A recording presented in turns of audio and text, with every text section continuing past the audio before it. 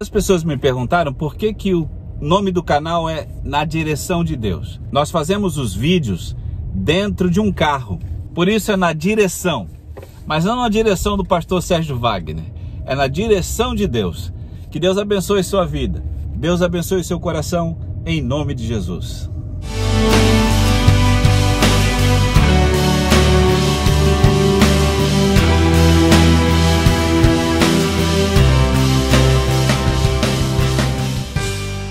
Olá, eu sou o pastor Sérgio Wagner da Igreja Resgate, na cidade de Ocala, aqui na Flórida.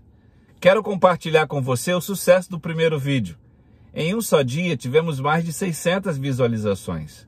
É claro que isso é apenas uma gota d'água no mundo da internet. Mas entendemos que estamos crescendo e depende de você. Compartilhe, se inscreva aqui no nosso canal. E eu tenho certeza que muitas vidas serão alcançadas e o nome do Senhor Jesus será proclamado. Estamos no tempo do fim e este é o momento de aproveitar para propagar o Evangelho da maneira mais forte que a rede, a internet nos propicia. No vídeo passado nós vimos alguns tópicos importantes. O primeiro dele foi entender que Deus sempre existiu. E mesmo na sua eternidade, Deus criou o planeta Terra, criou tudo que conhecemos, criou o ser humano. Hoje, nós estamos nos últimos tempos da volta do Senhor Jesus. E assim, cumprindo o plano de salvação, Jesus Cristo voltará a este mundo para resgatar o homem perdido. Vimos também que há uma agenda de Deus, através dos dias da criação. São 7 dias, 6 dias de criação e 1 dia de descanso. Isso tem um simbolismo extraordinário para a raça humana e é o que vamos ver neste vídeo. Nós vimos no vídeo anterior que a Terra é um planeta jovem, é um planeta de 6.000 anos e não de milhões de anos como a ciência diz que tem. Nesta tela podemos ver que o planeta possui 4.000 anos antes de Cristo e 2.000 anos até aqui. Desta forma, os 7 dias da criação correspondem a exatamente 7.000 anos de história. Os 7 dias da criação, revelando a história da humanidade. Pelo livro do Gênesis, nós sabemos que Deus levou 6 dias para criar tudo o que conhecemos, inclusive o homem, e no 7º dia descansou. Isso não é à toa. A sequência de todos os acontecimentos dentro de cada dia tem uma importância extraordinária. O primeiro dia, Deus criou a luz. Em Gênesis 1:3, ele diz: haja luz. No segundo dia, Deus criou o firmamento, e neste firmamento ele fez a separação das águas e águas. No terceiro dia, a terra, a porção seca.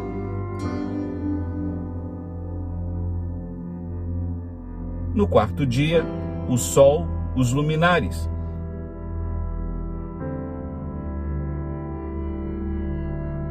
No quinto dia, as aves e os peixes.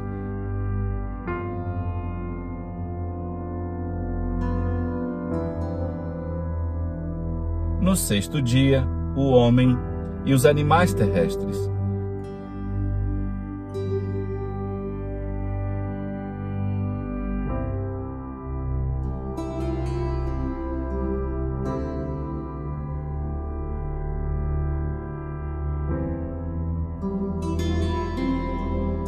E no 7º dia descansou.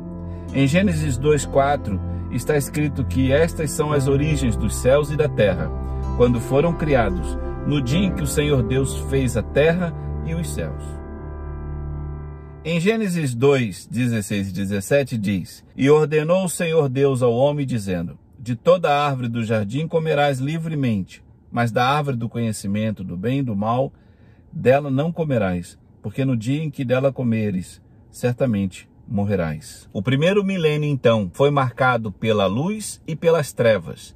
Em outras palavras, pelo conhecimento que Adão obteve, mesmo em meio ao seu erro, à sua desobediência. E também as trevas, a queda do homem. Então nós vemos duas coisas bem específicas. Primeiro, a luz, o conhecimento. Depois, as trevas, a queda do homem. Assim é marcado o primeiro milênio da humanidade. No segundo dia, Deus cria o firmamento, mas nesta passagem ele coloca que há separação das águas, acima do firmamento e abaixo do firmamento. Isso é debatido entre os teólogos sobre a questão de ter água acima e abaixo do firmamento. Mas se chega a um consenso de que as águas que estavam acima estavam separadas para um grande evento. E que evento era esse? O segundo milênio é marcado pelo dilúvio. No ano 2476 a.C., o dilúvio acontece. As águas que estavam acima do firmamento desabam e as comportas do céu se abrem.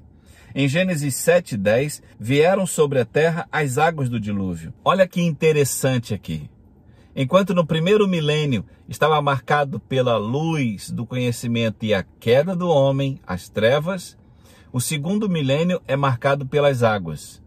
E é exatamente dentro deste milênio que o dilúvio acontece. Como temos falado desde o princípio, não cremos que nada e absolutamente nada que está escrito na palavra está por acaso ou há uma simples coincidência. A Bíblia fala em Gênesis 1:10 que Deus chamou a porção seca terra.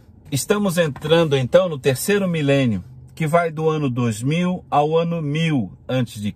É neste período que Deus ordena a Moisés que saia do Egito e vá para uma terra que havia prometido com juramento a Abraão, Isaque e a Jacó. Se você observar no nascimento de Moisés, a saída do povo do Egito para Canaã e a travessia no deserto, está exatamente dentro do terceiro milênio. Chegamos no quarto dia.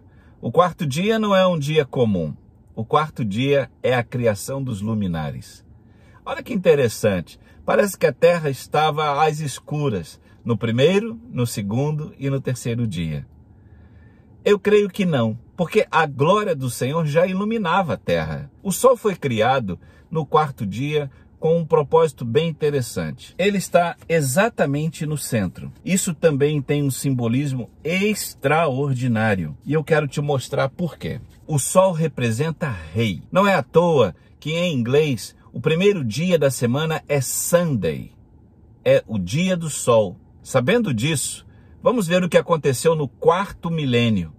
O momento que vai do ano 1000 até o nascimento de Jesus. Olha que interessante isso. O quarto dia é marcado por reinos. No ano 1068 a.C., está à sua esquerda no topo da tela, num quadrado que nós colocamos com a primeira seta, os reinos, mostra o reinado de Saul, o reinado de Davi, o reinado de Salomão e o reinado de Judá, 1000 anos antes do nascimento de Jesus. E se você observar, o nascimento de Cristo, ele está colocado na parte inferior da tela, o Rei Jesus, o Sol da Justiça. Por que então foi colocado o Sol na criação no quarto dia? Se você observou e eu te mostrei, ele está exatamente no centro da criação. Isso não é à toa. Em Gálatas 4:4, a Bíblia fala que Deus enviou seu Filho na plenitude dos tempos.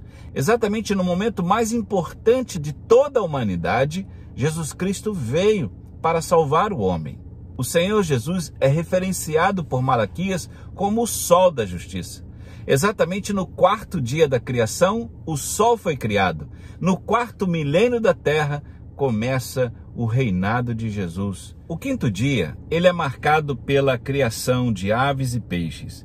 Isso está em Gênesis 1, do 20 ao 23. Encham-se as águas de seres vivos, voem as aves sobre a terra, sobre o firmamento do céu. A criação de aves e peixes no quinto dia também não é uma mera coincidência. E o que este milênio tem de comparação com o quinto dia da criação? A ave é representada na Bíblia como o Espírito Santo. Isso está em Lucas 3:22. E o Espírito Santo desceu sobre ele em forma corpórea como pomba. E ouviu-se uma voz do céu que dizia: Este é o meu Filho amado, em quem me comprazo. Em Mateus 4:19, Jesus dizendo: Vinde após mim e eu vos farei pescadores de homens. Então, deixando ele logo as redes, seguiram-no. A igreja, o cristianismo, é representada pelo peixe. O que me chama a atenção neste episódio da criação de aves e peixes é que Deus dá uma ordem para esses animais. Encham as águas dos mares e multipliquem-se as aves na terra. Esta ordem de multiplicar-se é expressamente clara quando Jesus fala no livro de Mateus: ide por todo o mundo, pregai o evangelho a toda criatura, batizando-as em nome do Pai, do Filho e do Espírito Santo. A igreja, então, no primeiro século, ela sofre uma expansão extraordinária, invadindo impérios, inclusive. Você pode observar nessa tela que exatamente isso que acontece: o aparecimento do cristianismo nas províncias orientais do Império Romano. A igreja é o peixe e o Espírito Santo é a ave, exatamente como foram criados no quinto dia. O sexto dia é marcado pela criação do homem. É a coroa da criação de Deus. O sexto milênio vai do ano 1000 até a época de hoje. E o que acontece de marcante neste milênio que corresponde exatamente ao sexto dia da criação? O homem, com a sua inteligência, criou coisas extraordinárias ao longo deste milênio. Os inventos que revolucionaram o mundo. Daniel 12:4 tem algo extraordinário quando ele fala a respeito deste momento.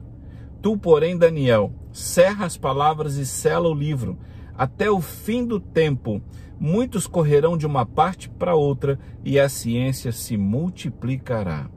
Você só pode estar assistindo esse vídeo agora porque alguém lá atrás, alguns anos atrás, algumas décadas atrás, teve a inteligência e a sabedoria dada por Deus para criar este meio de comunicação.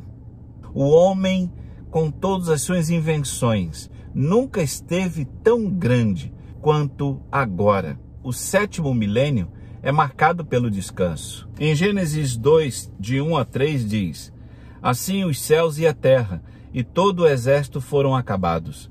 E havendo Deus acabado no dia sétimo a sua obra que tinha feito, descansou no sétimo dia de toda a sua obra que tinha feito. E abençoou Deus o dia sétimo e o santificou. Nós ainda não começamos este último milênio. Apesar de que, se fizermos um cálculo bem simples, nós estaríamos já dentro dele, visto que o sexto milênio iria do ano 1000 ao ano 2000. Estando no ano 2020, já teoricamente estaríamos invadindo o início do sétimo milênio. Mas lembre-se, as datas, elas são apenas um parâmetro, nos dá apenas uma noção do período em que as coisas acontecerão. Em Hebreus 4:4 diz: porque em certo lugar disse assim do sétimo dia, e repousou Deus de todas as suas obras no sétimo dia. Em Hebreus 4, no versículo 9 e 10, ele fala: portanto, resta ainda um repouso para o povo de Deus. É nisso que cremos. O momento do repouso daqui a pouco vai acontecer. Nós apenas precisamos estar prontos, como falamos no primeiro vídeo. Jamais queremos colocar uma data para a volta de Jesus. Como abordamos, isto é um grande erro. Mas nós entendemos de maneira clara e absoluta que nós já estamos no limiar do início do sétimo milênio do descanso de Deus. Que maravilha saber que Deus nos deu uma agenda pronta. O nosso objetivo aqui é mostrar com clareza que existe sim uma comparação entre os dias da semana e o que aconteceu em cada dia e os milênios que sucederam e o que aconteceu em cada milênio. Vamos ver então nessa tabela um resumo de tudo que nós falamos. No primeiro dia foi criada a luz e a separação entre trevas e luz. São os primeiros 1000 anos. No segundo dia, a criação do firmamento e a divisão das águas. Exatamente no segundo milênio, onde ocorre o dilúvio. No terceiro dia, a criação da porção seca, a terra. No terceiro milênio, o êxodo, a saída do povo hebreu do Egito para a terra de Canaã. No quarto dia, a criação do sol, da lua e das estrelas. é o quarto milênio, a encarnação de Jesus, o sol da justiça, o início do seu reinado. O quinto dia, a criação dos peixes e pássaros, correspondente ao quinto milênio, que representa a Igreja e o Espírito Santo. O sexto dia, a criação do homem e dos animais terrestres. E nós vimos que nesse milênio, o homem se destacou com a invenção de muitas coisas. Houve o crescimento da tecnologia, o crescimento da ciência e o homem se destacando em todas as áreas. Entendemos também que é neste milênio que Jesus Cristo voltará, o Filho do homem. Ele voltará para buscar a sua igreja, a fim de que possa começar o sétimo milênio, correspondente ao sétimo dia da criação, aonde ele descansa. Nós precisamos entender algumas coisas importantes a respeito da volta de Jesus e da proximidade desta volta. Há coisas importantes que ainda precisam acontecer. Jesus Cristo nos diz que haveria o princípio de dores. Seriam profecias que estariam sendo cumpridas ao longo deste milênio, em especial ao longo dos últimos 50 anos. Nós vamos ver então no próximo vídeo exatamente essas profecias. Elas estarão sendo cumpridas, as que foram cumpridas, as que estão sendo cumpridas e as que faltam se cumprir. Você ficará absolutamente impressionado com que tudo que Jesus falou e profeticamente já se cumpriu. Eu tenho certeza que depois disso tudo, arderá no seu coração o desejo de fazer parte da grande família de Deus, que daqui a pouco, muito brevemente, vai estar ouvindo a trombeta soar. Não se esqueça de compartilhar este vídeo e de se inscrever no nosso canal. Deus te abençoe.